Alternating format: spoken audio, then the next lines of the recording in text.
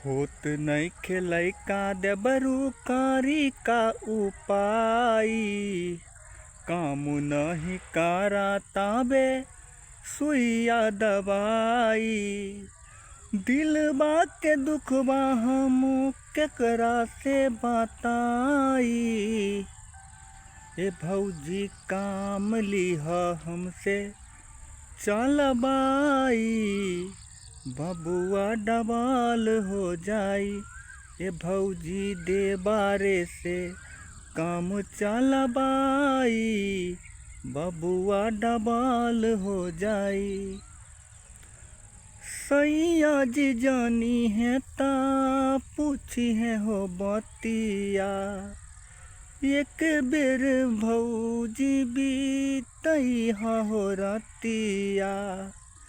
दिल के अरमान देबरू पूरा होई जाई।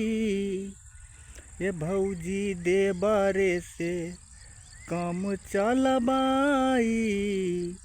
बबुआ डबाल हो जाई। ए भौजी काम लिह हमसे चलबाई। बबुआ डबाल हो जाई।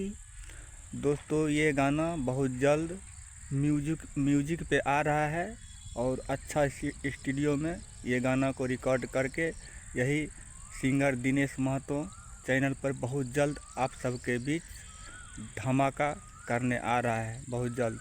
दोस्तों ये गाना अच्छा लगे तो प्लीज़ चैनल को ज़रूर से ज़रूर सब्सक्राइब करें।